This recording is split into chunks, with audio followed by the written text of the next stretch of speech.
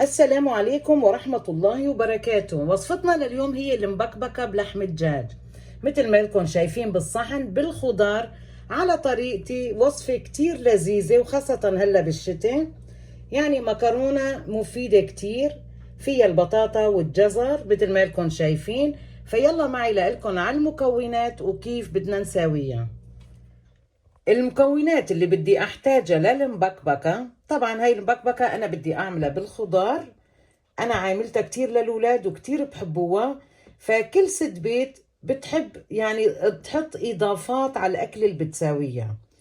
عندي هون انا بدي اعملها بالدجاج، جناحات دجاج وصدر دجاج. طلعوا كيف انا مقطعتهم قطعة كبيرة، لانه الاولاد بحبوا الصدر، ما فيه عظم، بياكلوه يعني بكل سهولة. عندي هون 3 حبات بطاطا و3 حبات جزر و3 حبات فلفل حر. فانتوا اذا بتحبوا تستغنوا عن الفلفل الحر استغنوا وحطوا فلفل يعني يكون حلو بارد مثل ما بقولوا. عندي عصير البندورة مثل ما لكم شايفين كرتونة، يعني 500 ملي، 500 جرام. المكرونة الطويلة أنا بدي أعملها بالمكرونة العادية الطويلة بالشباجيتي. زيت نباتي. عندي الكركم، بصلة صغيرة فرمتها ناعم كتير، وسنين توم.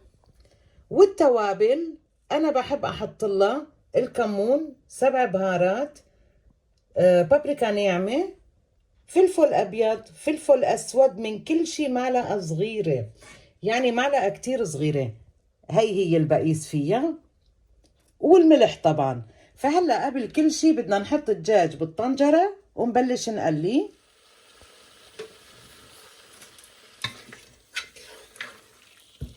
هلا حطيت قطع الدجاج مثل ما لكم شايفين، وبدي اضيف زيت عليهم وبدي اقليهم شوي مع التوابل.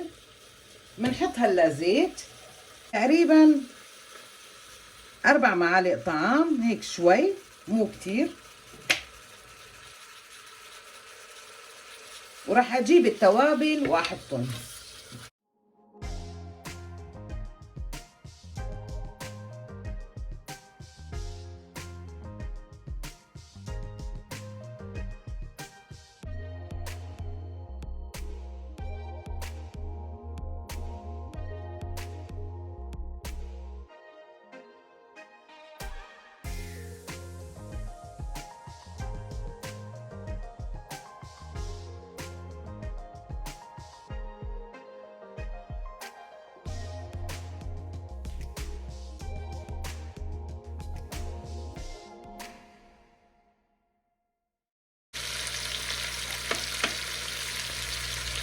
الدجاج بلش يتقلى عندي، فراح اضيف البصل وحبتين الثوم. طبعا البصل بصلة صغيرة كتير، بس نحن بدنا نحطها مشان الزنخة. وحبتين ثوم بهرسهم فوق الدجاج كمان.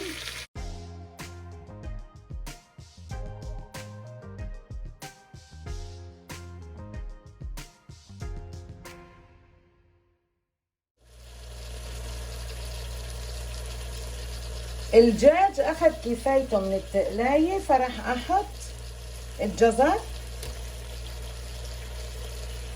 والبطاطا، وبدي احط مرقة البندورة كمان فوقهم واخليهم يغلوا مع بعض. طبعا انا الكركم عفته، هلا بدي احط كركم. والفلفل الاخضر ما بحطه هلا لانه بيستوي اوام، راح احطه بعدين. ومنحط معلقة شاي كركم، هيك معلقة صغيرة.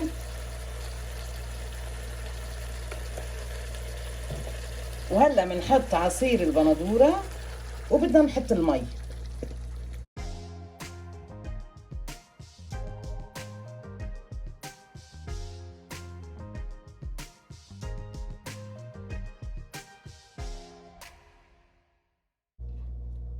منعيفهم يستووا مع بعض، مو كتير، نص استوى، يعني ما بدنا اياهم يهتروا كتير. البطاطا استوت عندي.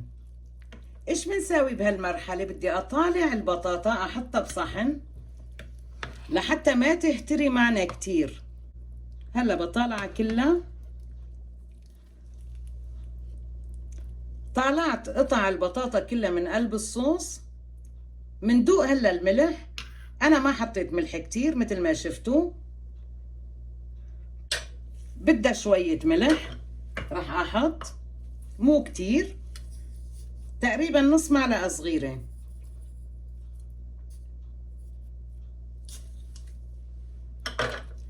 ومنجيب المكرونة اللي عنا ومنحطها هلا بقلب الصوص على نار متوسطة.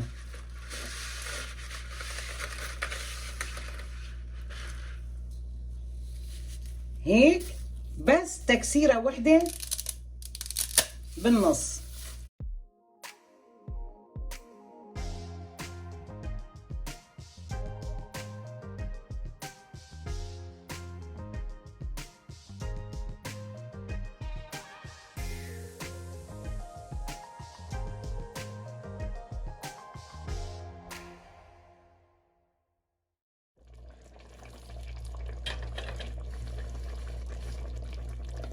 المبكبكة بلشت تستوي عنا. شوفوا الشباجيتي يعني المكرونة كيف صارت هلا شي شوي وبتستوي. فهلا راح اضيف الفلفل، بحط الفلفل بينه وبحرك شوي يكونوا تحتهم. طبعا انا ما حطيتهم بالاول لحتى ما تصير كتير حدي عنا، لانه هذا فلفل حار. هلا بنعيفها هيك شوي لتتشرب المي كمان، لسه ما استوت وبتكون جاهزة. رجعت لكم بعد 20 دقيقة. شوفوا الشباجيتي كيف تشربت المي، يعني المعكرونة هي الطويلة.